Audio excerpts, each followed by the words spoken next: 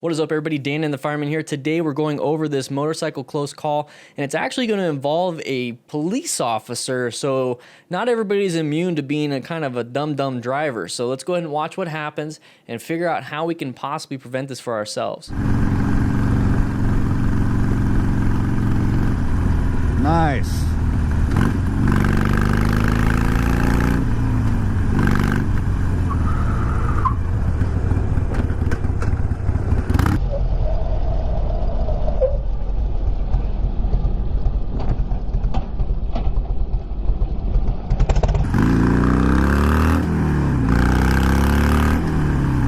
That was a f***ing cop, dude. What the? So right away, I'm going to take a look at this, dash, this screenshot. This is a Harley Sportster. I just remember I kind of missed my Harley Sportster. But anyways, no ABS, no any of those rider aids, okay? So be aware that if you ever get a Harley or a base model, anything, you're not going to have a ton of rider aids. So I highly recommend getting a bike, especially if you're a new rider, that will have ABS or will have traction control, will have lean angle control, all these different things. And that's kind of what we're doing with the 2019 Honda CBR 300R. It does have ABS and we're giving it away. So if you would like to be a part of this giveaway, please do so by clicking the link in the description and have a chance to win a brand new 2019 Honda CBR 300R with ABS, because who knows, that rider aid might need to be kicked in and you might save your life one of these days. But once again, link will be in the description. There's a free way to enter, but please join up on ddfmcrew.com/motorcycle giveaway. And I can't wait to see who wins. All right, let's jump into this one. So moving forward a little bit right here, you got side of the vehicle right there already. So once again, during the live streams, we talk about that all the time. We talk about that during the after action reviews. So the side of the vehicle, possible path of travel violation. He sees it. He saw his left hand move. So let's go back just a little bit right here. He sees that vehicle coming, and then he's going to go ahead and reach for that, just kind of cover, and then he's now reaching for that front brake. So very good with your situational awareness. You were zoned in yellow stage, saw a hazard, bumped it into orange stage, and now you're getting ready to use any type of red stage maneuvers. But orange stage, kind of roll throttle, apply a little bit of brake pressure. You don't need to do any emergency maneuvers to handle the situation, but you're prepped and ready. So good job on you, dude. So he's rolling off. He's going to an intersection. He's going to look at them. He's like, what a dumb.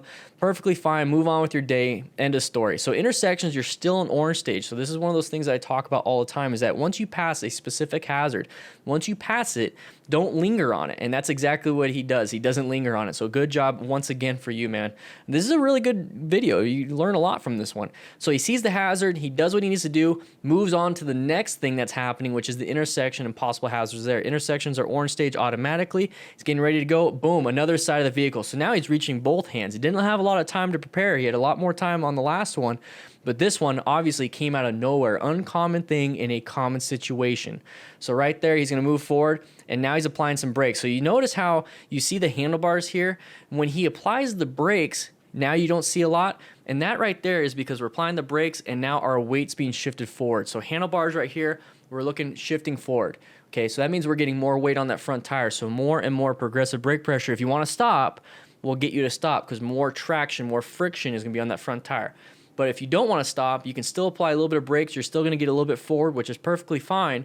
Then you can start releasing and then rolling on the throttle when you feel like it's possible to be safe. But right here, you definitely don't know what's happening. With this screenshot, he's getting ready to stop, and now he's looking for escape paths. Okay, well, do I go left? Well, he's going to go ahead and hit this car in the front. Do I go right? That's the gap that's closing because of the car. So what do we do? Hopefully we can stop in time. That's the biggest thing here. And then wear gear just in case we do hit something. Right here, so now it's like, okay, this vehicle is going to keep going. So if I have to, I can still stop, but I have a feeling this vehicle is going to keep going. Doesn't look like there's anybody around us. I can swerve left and swerve right if I have to. But remember, this is all happening within a split second. So this is the perfect time to watch this and learn from it in an after-action view, because we have time to look at it and time to think and time to prepare for us when it comes to riding. So moving forward just a little bit more. Definitely out of the path of travel. As a county police officer, had to get the jack in the box.